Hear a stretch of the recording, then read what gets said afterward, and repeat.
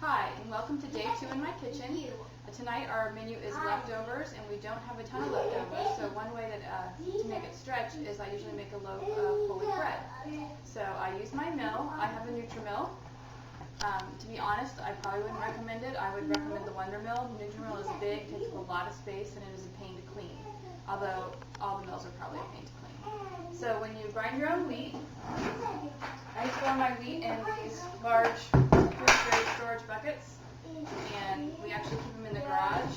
They do pretty well with temperature changes and stuff like that. So basically what you do is, got stuff in there. This is the grain. Hey, Mom. And we just dump it in the mill. I'm actually going to make a little extra for the rest of the week since we have busy plans.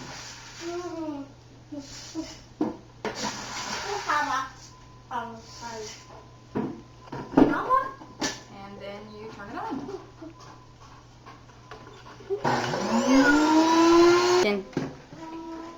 Okay, the wheat has been ground, so now we're going to make the dough. I utilize my bread machine to mix the dough, and I don't bake it in the machine. I roll it out and bake it in the oven. So I'm going to actually tell you the recipe, but it will also be linked on the site so you can use it for yourself. So first we use 1.5 cups of warm water. Yep. And for my machine, you do the wet and then the dry, but I know machines are different. So. Yep. Then you use 1/3 cup of olive oil, and I use olive oil. Yep. And then 1/3 cup of honey. Yep.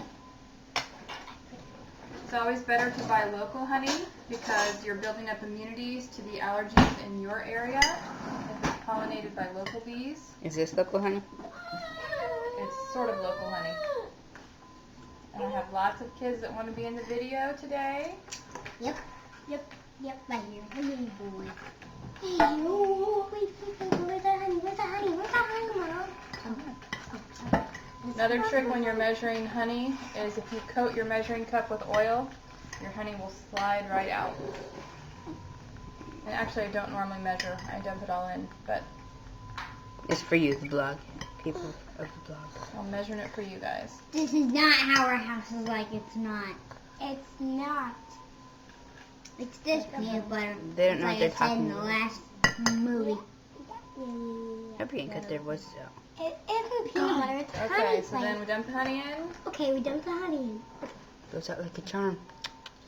Look at Can you Charles. put that in the sink for me? Okay, here we go. Mom, do this. You already did that. Okay. Now 2 teaspoons of salt.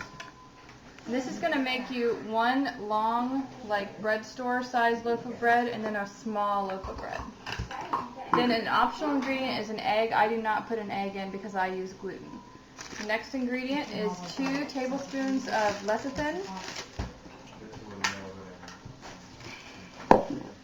You gonna show them like your special measuring cup? Yeah.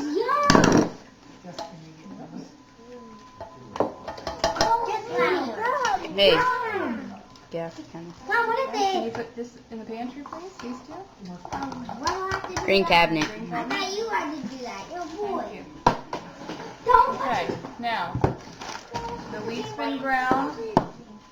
Can I go here? No, because they can't see the bread. Okay, can you back up just a little? So this is what it looks like Thank you, when Faith. you've ground the grain, Baby. just like flour. This is 100% whole wheat That flour. looks like flour, Mommy.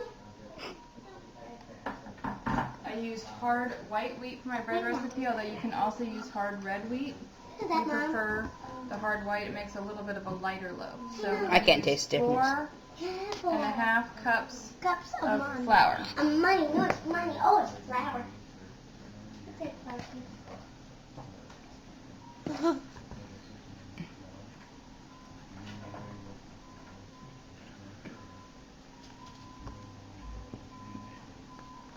Okay, and then I use gluten to help get a lighter loaf, or I should say a fluffier loaf, like lighter as in rising, not lighter as in color. And I just dump about a tablespoon of that in there. The color matters too. And then a tablespoon of yeast. If you don't have special measuring cups, just use a tablespoon. Save money. And then you just put it in your bread maker on a dough setting. And when it comes out, I'll show you what to do next.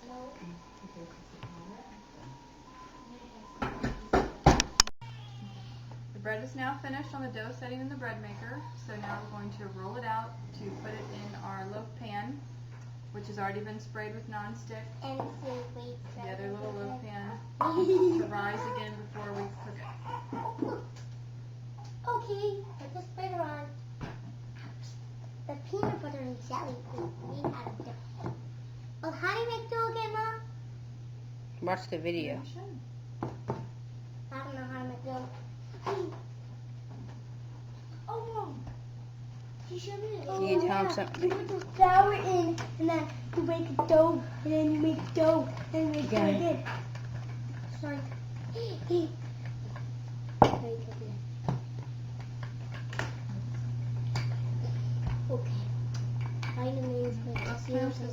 See, the Happy Housewife can actually help people as she's doing her dough. Oh, yeah. She is that talented. He is better You want to roll your dough out Grandma is the length of your pan. Hey, yeah, length of the pan. Your pan, Peyton. Oh. I didn't know she talking videos, Grandma. Thank you. Then you take your dough and you're going to roll it like this. What do you make, Mom? So it looks like. And then kind of tuck your edge, your sides under, So it looks and like. put it in your pan. So it looks like a bread loaf. Okay? Make sure it looks like a worm when you put it It's in. going to look like this, and you're going to cover it and let it rise until it's doubled in size. Her bread has doubled in size, so it's time to bake it. I like to bake it in an oven that is between 350 and 400 degrees. My oven runs a little hot, so I set it at 350, but you might need to put it at 400, depending on the type of oven. I also cook with gas. You want to cook it for about 20 to 25 minutes, or until the loaf, the crust of the loaf looks a brownish color. And another way to tell if it's done is to tap on the top, and if it sounds hollow, that's a good way to tell if your bread is done. So our bread's going to go in the oven.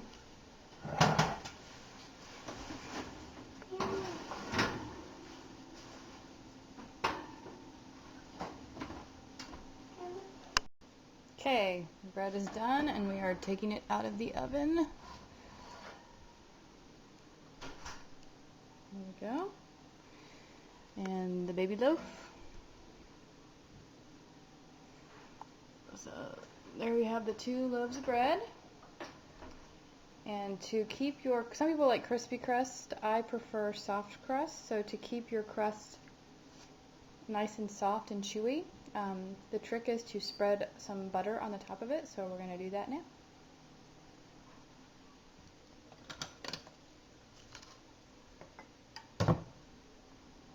I do not recommend buying this butter keeper. It does not work.